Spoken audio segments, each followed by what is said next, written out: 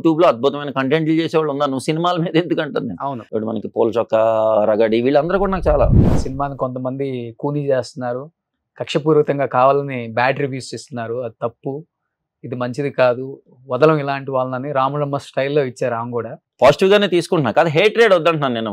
మరీ నన్ను కొట్టినట్టు కాకుండా ఇప్పుడు ఇష్టం వచ్చినట్టు చెప్పొద్దు అంటున్నాను. అంటే గ్రేడ్ గా చెప్పారనుకోండి, వై యాక్సెప్ట్. ఎవడు 100 మంది ఫాలోవర్స్ ఉన్న వాళ్ళు కూడా యూట్యూబ్ లో వీడియోస్ చేస్తే వాడికి ఏంటంటే అవతలోడు నెగిటివిటీ మీద మనం బతకడం అనేది చాలా రాంగ్ అని నా ఫీలింగ్. నువ్వు ఇంకో దాని మీద బతుకు, ఇంకా పాజిటివ్ చేయి. యూట్యూబ్ లో అద్భుతమైన కంటెంట్లు చేసేవాళ్ళు ఉన్నారు. నువ్వు సినిమాల మీద ఎందుకంటాను నేను. అవును. నీకు వచ్చే 500 వ్యూస్ కోసం చెయ్యి, విమర్శించు.